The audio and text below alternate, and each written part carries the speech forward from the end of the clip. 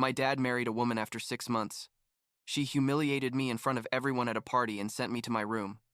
But when I left home, my dad had to choose, and his decision left her speechless. I'm 17 years old. I'm a senior in high school, and honestly, I need to write this out because I feel like if I don't get it out now, I'm going to explode. What happened in my family these past few months has been totally insane, and even though things are better now, I'm still struggling to process it all. I guess I should start from the beginning. When I was 10 years old and my mom died of cancer. I'm not going to lie. That part of my life is kind of blurry. Like I remember pieces, but not everything. You know, I think my brain blocked out a lot of it because it was too painful. What I do remember perfectly is that after she died, my brother Mason basically became my second mom. I mean, he was like 15 years old at the time, but he took care of me in a way that not even my dad did. Mason drove me to school, helped me with homework, taught me how to ride a bike, took me to play basketball, literally everything.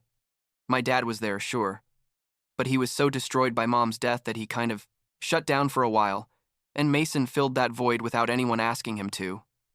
Years passed and things stabilized, let's say. My dad became functional again. He works at a pretty big law firm here in the city, and Mason went off to college but always kept super close contact with me. Like he'd call me every other day and come visit me every weekend. Our relationship was incredible. We were more than brothers. We were best friends. And I knew that no matter what happened, he would always be there for me. My dad knew it too, and always thanked Mason for taking such good care of me. He'd say things like he didn't know what he would have done without him, that he was the best big brother I could have. All those things. Everything was fine. I mean, obviously we missed mom every day, but we had found like a new normal. You know what I mean? And then my dad met Diane. It was like 2 years ago, when I was 15. Diane worked at the same firm as my dad. She's a legal assistant or something like that. She's like 40 years old, and apparently they met at some office event or whatever. My dad started mentioning her occasionally, like casually.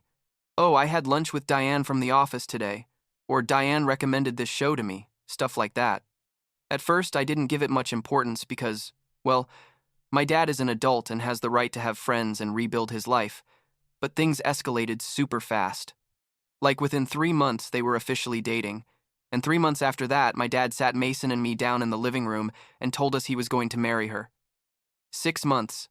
Can you believe it? 6 months from meeting her to deciding to get married. Mason and I were like WTF, but my dad was so excited. He said Diane made him happy again, that he'd felt like life was worth living again, and I wanted my dad to be happy, so I said, okay, fine, give it a chance. The wedding was small, nothing fancy. Basically, they went to the courthouse and then had lunch with family. Diane has a daughter, Molly, who's 16 years old, so a year younger than me. Molly is actually pretty cool, to be honest. Like, she was also kind of confused about the whole situation but tried to be positive.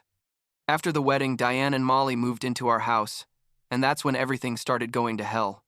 At first, things were weird, but manageable. I mean, it's weird to suddenly have 2 new people living in your house, using your bathroom, eating in your kitchen. But I tried to adapt. The problem is that Diane had very specific ideas about how things should be, and those ideas didn't include the way Mason and I had lived our whole lives. Like a month after she moved in, Diane started implementing rules. And when I say rules, I don't mean normal things like do your homework or clean your room. I mean super strict and ridiculous rules that felt like they were designed specifically to make my life miserable. Like, suddenly we had schedules for everything, for eating, for watching TV, for using the computer, everything. Diane said we needed structure, that my dad had been too permissive with me and that wasn't healthy for a teenager. My dad, instead of defending me, just nodded and said Diane was right, that maybe I did need more discipline. But the thing that bothered me most was that Diane started getting involved in my relationship with Mason. Like suddenly she had a problem with Mason coming to visit me so often. She said I needed to focus on adapting to the new family and that Mason was preventing me from doing that by coming all the time. One day, Mason came to visit me like he always did on Saturdays, and Diane told him very curtly that it was better if he started giving notice before coming over because now there were more people in the house and they needed to plan things. Mason was like, okay, a bit confused, but said no problem, and he took me out for burgers so we could talk. I told him how uncomfortable I felt in the house now, how Diane made me feel like I was in the way in my own home, and Mason told me to hang in there, that it was probably just an adjustment period and things would calm down. I wanted to believe him, but deep down I knew this wasn't going to get better. I had this horrible feeling that everything was going to get worse before it got better. And guess what? I was right. The incident that basically detonated everything happened on Labor Day, like 4 months ago. My dad decided to have a barbecue and invited a bunch of people from his office, some neighbors. Basically, he wanted to officially present Diane as his wife to everyone. Mason came early to help me prepare everything, and everything was going well. We were actually having a really good time. It was crazy hot, like one of those September days where you feel like you're going to melt, and after being like 2 hours grilling meat and preparing stuff, Mason said to me, "Hey, let's get in the pool for a bit." So we got in. We were playing around, doing cannonballs, being idiots basically. And I was happy because it had been a long time since I'd felt so relaxed in my own house. We got out of the pool like half an hour later, dried off and changed, and when we came downstairs, Diane intercepted me in the kitchen. There were like 15 people in the backyard, all my dad's guests, and she pulled me aside, but not that aside, like everyone could hear, and told me it was very irresponsible of me to get in the pool when there was so much to do, that I had left all the work to everyone else, that's not how an educated young man behaves. I froze listening to this because first, it wasn't true. Mason and I had done everything they asked us before getting in. And second, the way she was talking to me was like I was a 5-year-old. I told her we had already finished all our tasks before getting in, and that we were only in there for half an hour, and she cut me off and said loudly, in front of everyone, not to talk to her in that tone, and to go to my room to reflect on my attitude. You know what I mean? She told me to go to my room like I was 8 years old, in front of all my dad's friends, in front of Mason, in front of Molly, in front of everyone. I felt my face burn with shame and rage. I looked at my dad expecting him to say something, but he just looked uncomfortable and didn't open his mouth. Mason was about to say something, but I shook my head because I didn't want to make a bigger scene, so I just went to my room and stayed there for the rest of the party. I could hear everyone outside laughing and having a good time, while I was locked up feeling humiliated and angry. Mason came up like an hour later to see how I was, and found me crying. I hadn't even realized I was crying until he came in. He hugged me and told me this wasn't okay, that he was going to talk to my dad, but I told him it wouldn't do any good, that Dad had clearly chosen Diane over us. That night, after everyone left, my dad came up to my room and told me Diane was waiting for an apology from me. I asked him why I should apologize when I hadn't done anything wrong, and he told me Diane felt I had challenged her in front of the guests, and that made her look bad as an authority figure in the house. I almost laughed in his face. Like authority figure? Since when? She's not my mom. I don't even know her that well, and I'm supposed to treat her like she's my superior or something? I told my dad all this, and he got serious. Told me Diane was his wife and deserved respect, that as long as I lived under his roof, I had to follow his rules. I exploded, told him Mom would never have treated me like this, that since Diane arrived, he had completely forgotten about Mason and me, that the only thing that mattered to him was making his new wife happy. My dad was quiet for a moment, and then said I was being dramatic and unfair, that he loved us the same as always, but that he also had the right to be happy. He left my room without saying anything else, and I stayed there feeling worse than ever. But wait, because it gets worse.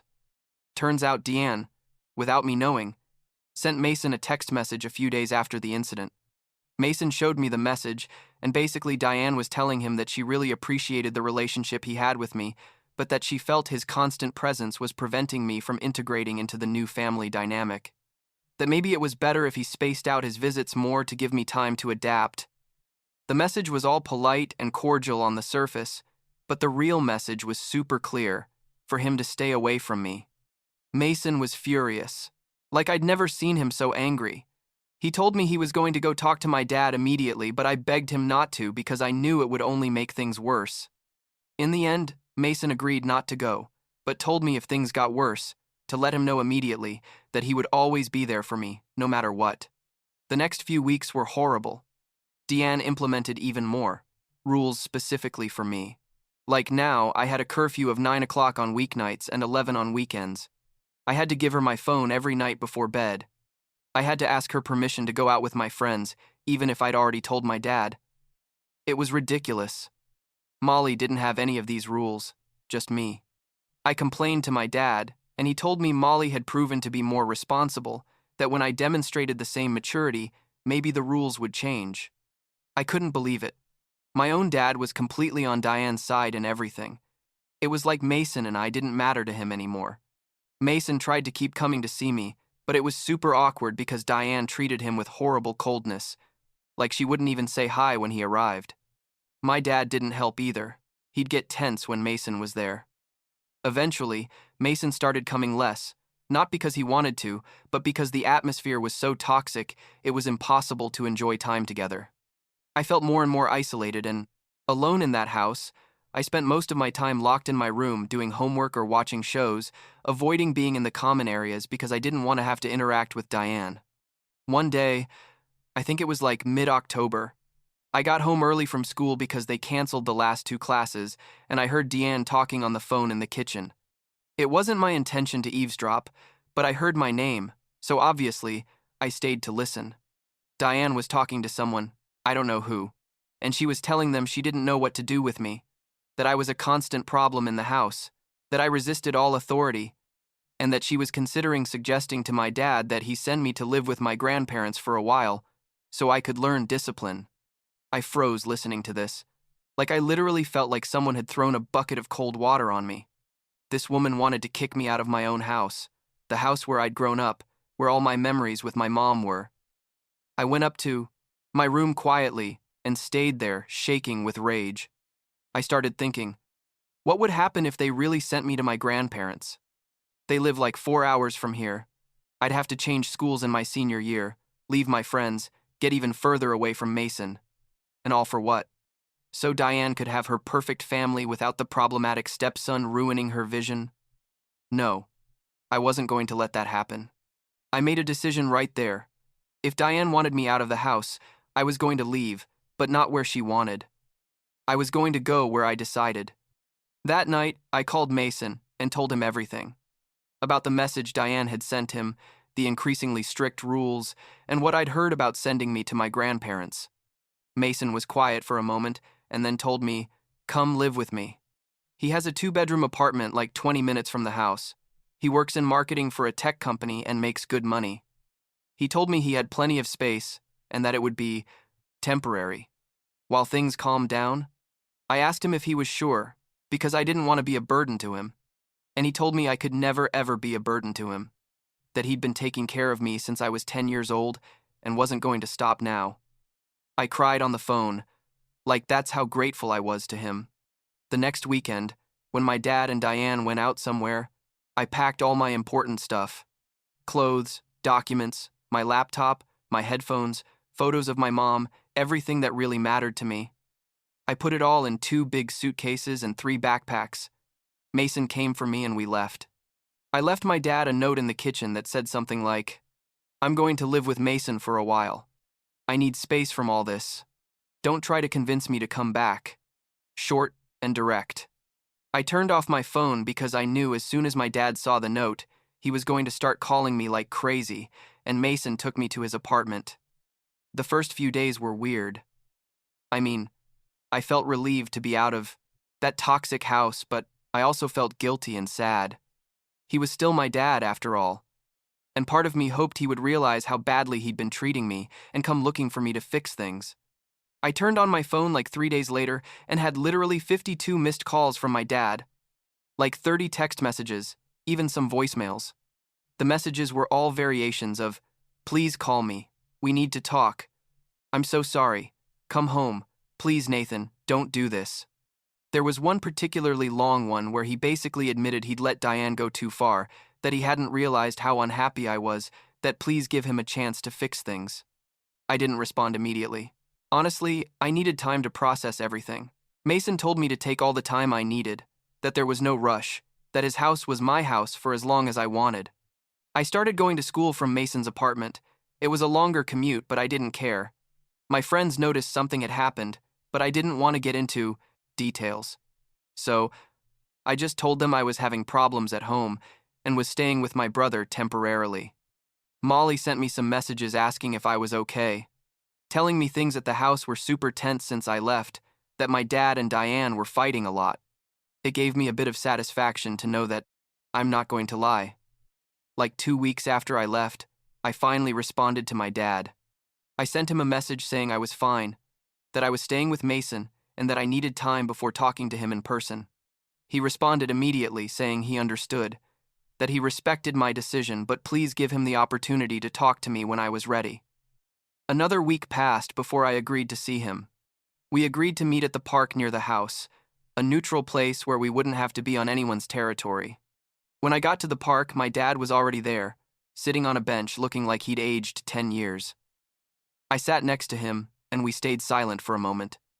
He spoke first, told me he was so sorry, that he'd been an idiot, that he'd been so focused on making his marriage to Diane work that he forgot Mason and I were also his family, that he'd emotionally abandoned us. He told me he'd talked to Diane about everything, that he'd told her her rules and her attitude toward me were unacceptable, that if they were going to be a family, there had to be mutual respect and she couldn't treat me the way she'd been treating me. I listened to him but didn't say anything for a while. Then I asked him what Diane had said when he brought all this up, and my dad was quiet for a moment before admitting that Diane had gotten very defensive, that she said she was only trying to bring structure to a house that according to her was out of control, that if my dad couldn't see that, then maybe they'd made a mistake getting married so quickly. I asked my dad what he felt about that, and he told me honestly he didn't know, that he loved Diane but was also realizing that maybe he'd ignored a lot of red flags because he was lonely and wanted companionship. The conversation lasted like 2 hours. My dad basically begged me to come back home, promised me things would be different, that he was going to set clear boundaries with Diane, that I was his priority. I wanted to believe him, but I told him I needed to see real changes before considering going back, that I couldn't just return and risk everything going back to how it was before. He said he understood and would do whatever was necessary to regain my trust. We said goodbye with a hug, and even though I was still angry with him, I also felt like maybe there was hope that our relationship could heal. Things got even crazier like a week later. Molly called me on a Tuesday night. She was crying and told me Diane and my dad had had a huge fight, that Diane had packed her and Molly's things and had gone to her sister's house.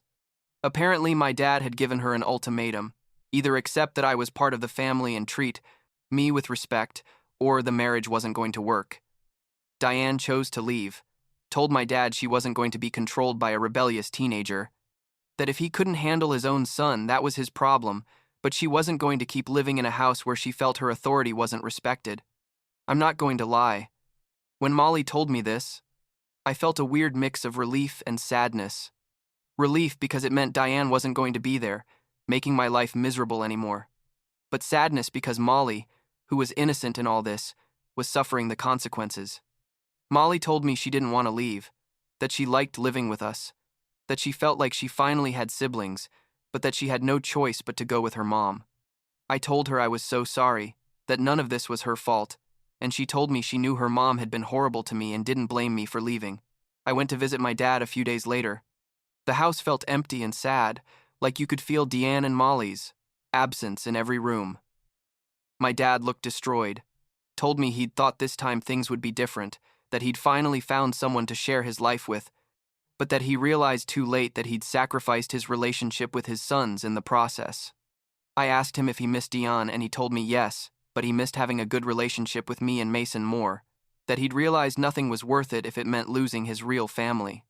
We talked for hours that night, like really talked, no interruptions, no Diane sticking her nose in everything.